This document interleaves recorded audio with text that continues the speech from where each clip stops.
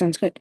Hello, everyone. I'm Shreya Sawant, a PhD student from Concordia University. I'm here to give a quick tour of the spoken web search engine. I'm here with Tomash, who's also from the spoken web family. This is a tool designed to make years of Canadian literary history accessible to the public. I'll walk you through the project background, the data behind it, and the tech stack we use to build it.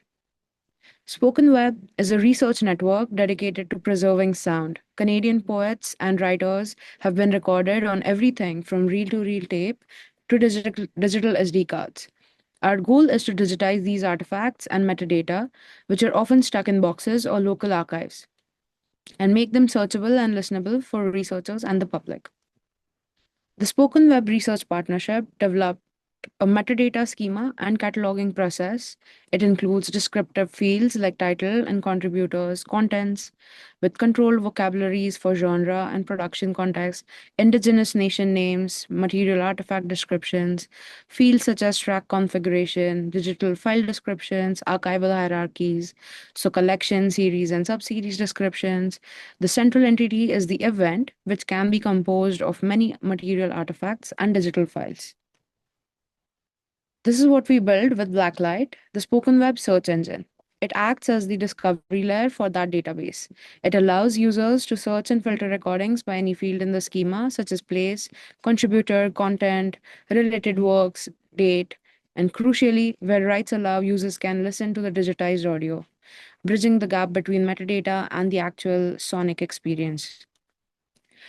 Digital humanities projects are grant funded, so we needed something that can be eventually archived, published, and distributed.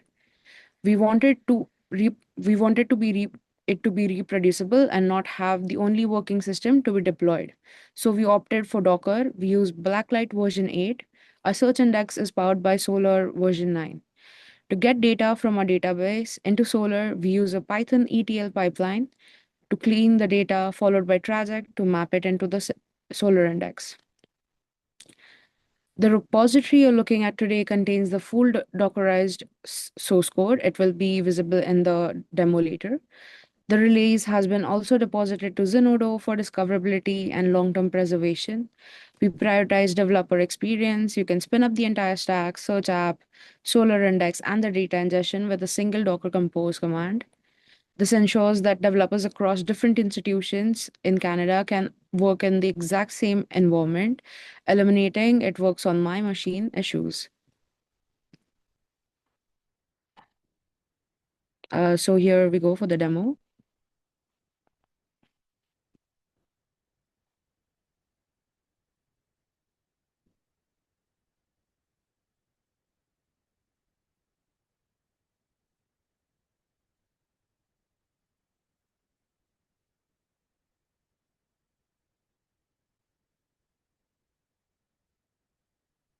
That's not coming through Oh, the audio. Yeah.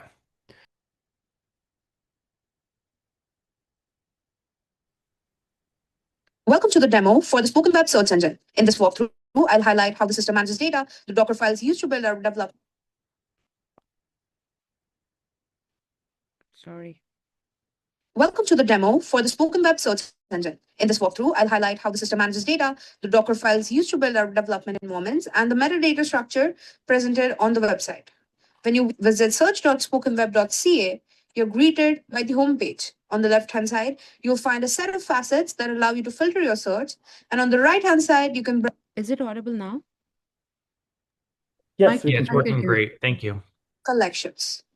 Let's begin with one of the most useful features, the ability to download complete JSON records that contain data collected through Swallow.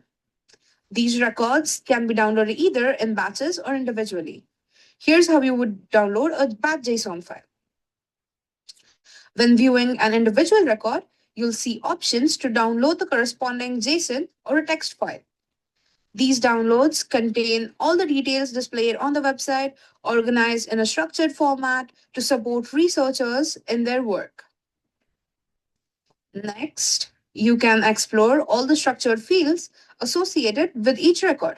Our content is organized using a clear archival hierarchy, collection, series, subseries, supplemented by detailed item and material descriptions.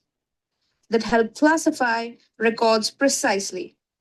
The platform also shows how each field is displayed, including support for rich media such as images and other schema based metadata. Browsing through the collections is straightforward thanks to the extensive set of facets available.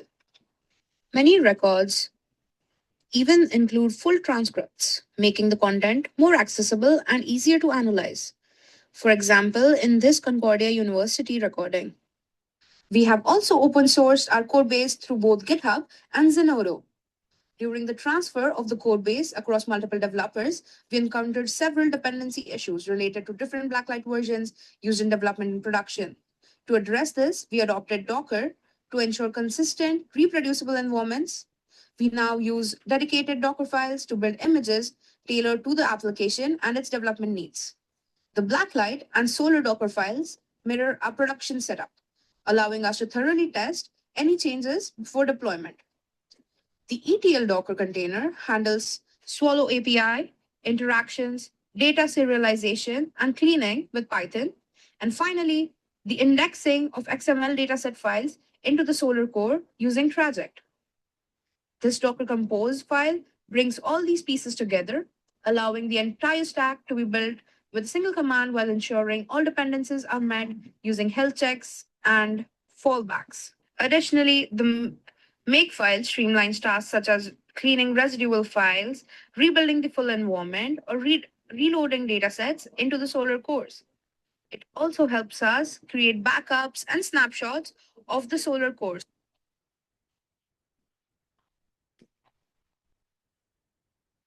Okay.